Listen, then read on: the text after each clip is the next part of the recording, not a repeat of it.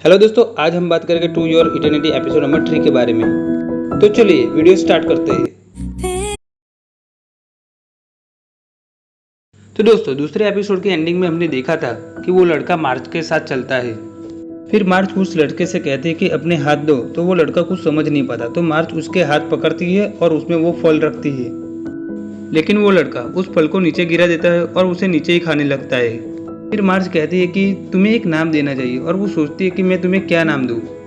और वो कहती है कि तुम एक इमोर्टल हो, इसलिए मैं तुम्हारा नाम फुजीमी चान रखूंगी।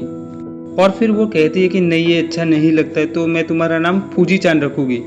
और वो कहती है कि हाँ फूजी चान, तुम्हें ये नाम कैसा लगा। फिर उसके बाद हमें वो सैनिक दिखाई देते हैं जिन्होंने पारोना चान को बंदी बनाया है। फिर वह पारोना चान अपने आप को छुड़ाने की कोशिश करती है, लेकिन तभी वह कोई बड़ा सा जानवर आ रहा होता है और वो धीरे धीरे आगे बढ़ रहा था। पारोना चान अपने आप को छुड़ाने ही वाली होती है, लेकिन तभी वो जानवर आ जाता है और वो जानवर एक बहुत ही बड़ा भालू होता है और वो घायल भी होता है। फिर वहां पर एक सैनिक उस भालू पे तीर चलाता है, लेकिन उस तीर का भालू पे कोई असर नहीं होता है और वो भालू उस सैनिक को खा जाता है। दूसरा सैनिक ये सब कुछ देखकर भाग जाता है। वो भालू बहुत ही ज्यादा आगे बढ़ रहा था और पारोना चान डरते डरते अपने आप को छुड़ाने की कोशिश करती है, लेकिन तभी भालू अपने हाथ को जोर से मारता है। लेकिन उसी समय पारोना चान अपने आप को छुड़ा लेती है और वो तीर लेके भालू को मारती है और वहां से भागती है। और वो भागती भागती खाई जैसी जगह पे चली जाती है जहाँ पे आगे रास्ता नहीं होता है, और वो भालू भी उसके पीछे आ रहा होता है। और पारोना चान उस खाई से गिरती है और उस भालू से बच जाती है। उसके बाद हया से मार्च को ढूंढने के लिए निकलती है। फिर पारोना चान गिरती गिरती वहां गिरती है जहाँ पर पहले मार्च गिरी थी। फिर वहां से वो मार्च को ढूंढने के लिए निकलती है। फिर यहाँ पर हयाते मार्च को ढूंढ लेती है। फिर मार्च फूजी चान को फल देती है और वो कहती है कि मैं जा रही हूँ, तुम्हारा थैंक यू। फिर मार्च को लेकर हया से वहां से चली जाती है और जाते जाते मार्च रोती है। फिर पारोना चान खाए हुए फल देखती है और वो आगे बढ़ती है। आगे बढ़कर उसे फूजी चान मिलता है और वो कहती है कि क्या तुमने किसी छोटी सी बच्ची को देखा है। फूजी चान उसे देखता है और वो आगे बढ़ने लगता है। पारोना चान कहती है कि तुम कहाँ जा रहे हो। फिर पारोना चान पहाड़ी में एक फ्लैग देखती है। उसके बाद हया से मार्च को कुछ खाने के लिए देती है और मार्च वो खाती है और वो कहती है कि ये क्या अजीब चीज है। और फिर हया से मार्च को पूछती है कि वो लड़का कौन था, वो हमारे जैसा तो बिल्कुल नहीं लग रहा था। मार्च कहती है कि वो ट्रैवलर था और वो सिर्फ मुझसे मिल गया था। फिर सैनिक कहता है कि वो झूठ बोल रही है और वो कहता है कि वो वही मॉन्स्टर है जिसे हमने कल देखा था और वो इस दुनिया का नहीं है, वो सच में एक मॉन्स्टर है। फिर वहां पर दूसरा सैनिक आता है और वो कहता है कि हमारे पे अटैक हुआ है और हमारा एक आदमी मारा गया है। और वो कहता है कि वो एक भालू था जिसने हमारे पे अटैक किया। फिर वो कहता है कि और मुझे लगता है कि वही ओनिगुमा सामा है। फिर दूसरा सैनिक कहता है कि ओनिगामा सामा तो महान है, क्या वो सच में दूसरा सामान्य भालू नहीं था। फिर वो सैनिक कहता है कि नहीं, वो साधारण भालू तो बिल्कुल नहीं था। फिर हया से कहती है कि ठीक है, हम आगे जाएंगे। सैनिक डर जाते हैं, लेकिन हया से मना कर देते कि हम विलेज वापस नहीं जाएंगे। और तभी मार्च बेहोश हो जाती है। फिर वो लोग मार्च को तैयार करते हैं और फिर उसे वहां लाया जाता है जहाँ पे दूसरे लोगों की बलि दी गई थी। और फिर उस जगह पर मार्च को रखा जाता है और उसे बांधा जाता है और उसके आसपास फूल और फल रखे जाते हैं। उसके बाद वो लोग कहते हैं कि सब कुछ ठीक है, चलो अब यहाँ से चलते हैं। वो लोग जाने ही वाले होते हैं, लेकिन तभी वहां से एक आवाज आती है और फिर वहां पर वो भालू तबाही मचाते मचाते आता है। वो बहुत ही ज्यादा गुस्से में होता है। सैनिक डर जाते हैं और हया से कहती है कि ये है ओनिगुमा सामा। और फिर वहां अचानक पारोना चान आ जाती है और वो सीधा मार्च के पास चली जाती है। फिर सैनिक पारोना चान को रोकने के लिए जाते हैं, लेकिन हया से उन्हें रोक देती है। वो कहती है कि यहाँ पर अब दो शिकार बनेंगे।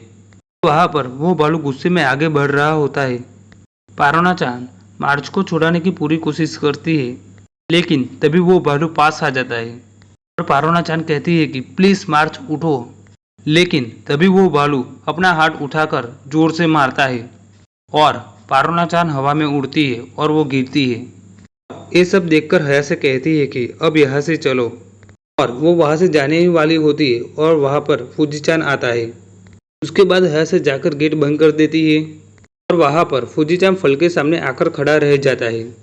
फिर फूजी के सामने वो भालू आ जाता है और वो गुस्से में आगे बढ़कर अचानक ही फूजी चान के मुंह को चबा देता है। ये सीन पूरा शौक देने वाला है।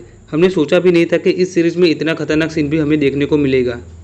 उसके बाद हया से ऊपर आकर ये सब कुछ देख रही होती है और वो भालू बहुत ही खराब तरीके से फूजी चान के सर को चबाता है और वहाँ पर बहुत ही ज़्यादा खून भी गिरता है। लेकिन फूजी चान धीरे धीरे खड़ा होने लगता है और वो भालू के मुंह में पैर रखता है और उसका दांत तोड़ता है। फिर भालू उसे छोड़ देता है और फूजी चान हवा में उड़कर गिर जाता है। लेकिन फूजी चान का पूरा मुंह कट गया होता है और उसके बाद फूजी चान खड़ा होने की कोशिश करता है। ये सब कुछ देखकर सब लोग सोचते हैं कि आखिर यहाँ पर हो क्या रहा है। फूजी चान खड़ा होने ही वाला होता है, लेकिन तभी वो भालू आता है और वो जोर से हाथ मारकर फूजी चान को फिर से हवा में उड़ा देता है। लेकिन फूजी चान गिरकर भेड़िए का रूप ले लेता है और वो भालू पे हमला कर देता है और यहाँ पर बहुत ही ज़्यादा खतरनाक फाइट शुरू होती है। भेड़िया भालू के हाथ को काटता है, लेकिन वो भालू उसे फिर गिरा देता है। फिर वो भेड़िया भालू पे फिर अटैक करता है और उसे फिर काटता है। भालू अपने आप को छुड़ाने की कोशिश करता है और वो फिर भेड़िए को दूर कर देता है। फिर उसके बाद भेड़िया बहुत ही ज़्यादा गुस्सा हो जाता है और वो एक लंबी डोर लेकर भालू पे अटैक कर देता है। वो सीधा जाकर भालू की नाक को पकड़ लेता है और उसे काटने लगता है। यहाँ पर भालू बहुत ही ज़्यादा परेशान हो जाता है, लेकिन वो भेड़िया फिर उसे बहुत ही ज़्यादा जोर से काटता है और इन दोनों की लड़ाई के बीच में बहुत ही ज़्यादा खून खराबा होता है। लेकिन भेड़िया उसे नहीं छोड़ता है और वो बहुत ही जोर से काटता है।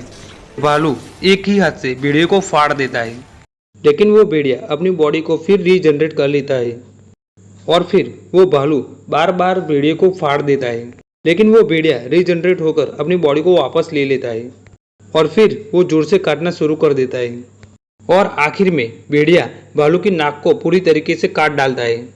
और ये सब कुछ देखकर सब लोग हैरान हो जाते हैं। फिर उसके बाद थोड़े टाइम के बाद हमें दिखाया जाता है कि मार्च होश में आ जाती है और उसे देखकर पारोना-चान बहुत ही ज्यादा खुश हो जाती है। फिर हमें दिखाया जाता है कि वो भालू नीचे गिरा हुआ है और वो खून से लथपथ है। फिर वहाँ हयाती आती है। फिर वो कहती है कि इसकी रिपोर्ट दे दो कि रेड ट्वेल सक्सेसफुल रहा और मार्च मर गई। और वो कहती है कि मैं क्या कहना चाहती हूँ तुम जानती हो ना पारोना-चान। पारोना-चान कहती है कि क्या। हयाती कहती है कि तुम्हारे पास दो ऑप्शन है, या फिर तुम दोनों यहाँ पर मर जाओ या फिर तुम दोनों हमारे पास वापस चलो। पारोना-चान मार्च को कहती है कि हम जाएंगे, हम जिएंगे। और फिर हयाती कहती है कि सबको ले जाना है, वो भालू, ये दोनों और ये भेड़िया भी। फिर वो भेड़िया आगे आकर मार्च के सामने खड़ा रह जाता है और वो भौंकने लगता है। मार्च कहती है कि क्या तुम भूखे हो, और वो उसे फल देती है और वो भेड़िया फल को खाता है और कहता है कि आरिगातो। और दोस्तों यहाँ पर ये एपिसोड होता है खत्म। तो दोस्तों हमारा वीडियो आपको जरा सा भी अच्छा लगा तो प्लीज वीडियो को लाइक जरूर कर देना।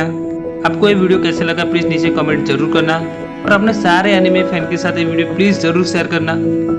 और हाँ, हमारे चैनल को प्लीज प्लीज प्लीज सब्सक्राइब करना मत भूलो यार। तो दोस्तों मिलते हैं नेक्स्ट वीडियो।